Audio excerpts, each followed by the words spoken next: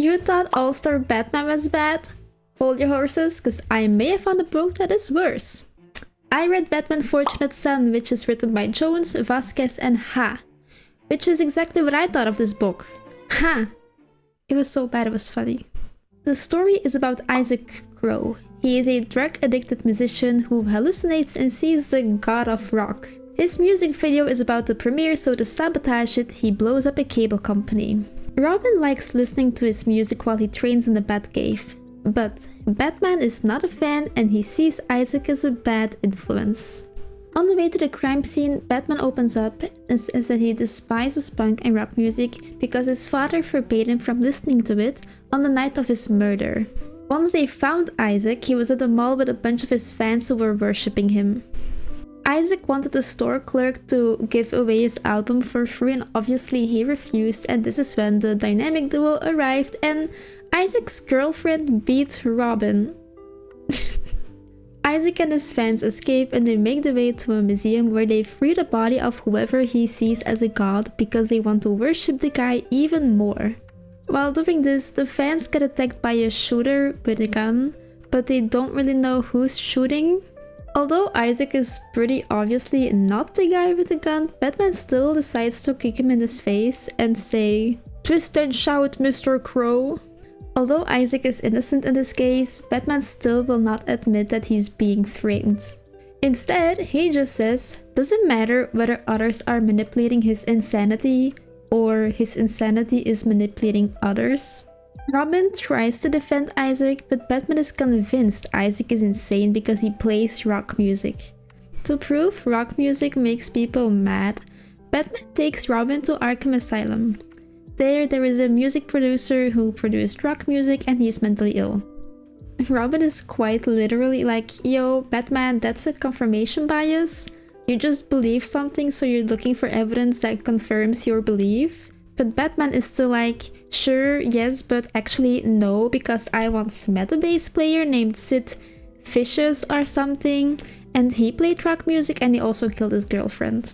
Robin tries to leave Arkham, but all the inmates suddenly speak on which bands they like. For example, Riddler likes Kiss and Two-Face likes ABBA and Black Sabbath.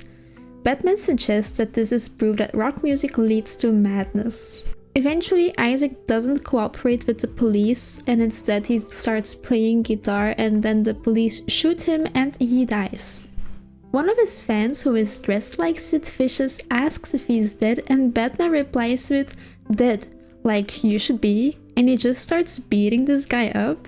Robin stops him and says, "Yo, Batman, that's not the guy that killed his girlfriend," and Batman just replies with, "Yeah, I know, do you think I'm insane?" There was some more about how Isaac's girlfriend was drugging him and how Isaac's producer turned out to be the twin brother of Elvis Presley, who apparently was their god that they were worshipping, but it was really hard to follow and understand. The book is pretty bad and I don't really understand who approved it and why. I also don't think the creators of this book actually know Batman because I think they made a mistake. First of all, in one of the scenes in Arkham Asylum, there's pretty clearly a cell with Edward Nygma's name on and there's a guy inside that cell, but in another drawing, that same guy is in the cell with the name Jack Napier. And it's not the Joker because the Joker is right there as well.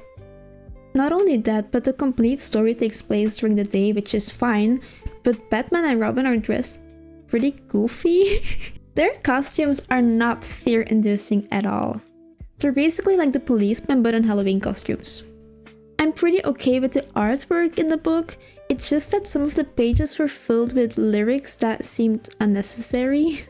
It was fun at first because the lyrics were of actual rock songs, so it was cool to recognize some lyrics. But after a while, they would just fill entire pages with lyrics that didn't mean anything and didn't add anything to the story. The dialogue is pretty messed up as well because the characters seem to speak in lyrics too, which is not something anyone does, I think. It made it really hard to follow. I had to reread several pages just because I was like, what's going on? The story was supposedly meant to be a tribute to rock and roll, although it paints rock musicians and fans as dangerous psychopaths. The book was released in 1999, so maybe that was the discourse back then. Kinda like how nowadays people are convinced that video games lead to violence. There's this saying in statistics that goes like, correlation doesn't mean causation, which essentially means that just because two things have an association or are correlated with each other doesn't mean that one leads to another. In this case, studies certainly say that there is a correlation between video games and violence, just like there is a correlation between rock music and aggression. We cannot say with 100% certainty that rock music or games lead to aggressive behavior. There's even a discrepancy in studies. Some say it leads to more negative reactions in scenarios, while other studies say there is no significant effect at all. In fact, one study I read said that fans of heavy metal and death metal were less empathetic compared to fans of jazz or classical music. However, the fans of heavy metal and death metal were more motivated to engage in social interactions and social bonding. In the end, all of this can be summarized in one review that I found on Goodreads. This was by Brian, and Brian said, "I give this story 2 stars because it features Batman and blonde-haired knockoff Elvis. There is nothing else good about this story except for its end. Not that the end is good, but rather that the shit story has ended and you can start the process of forgetting this one." Thank you so much for watching. Bye! Whacking noise.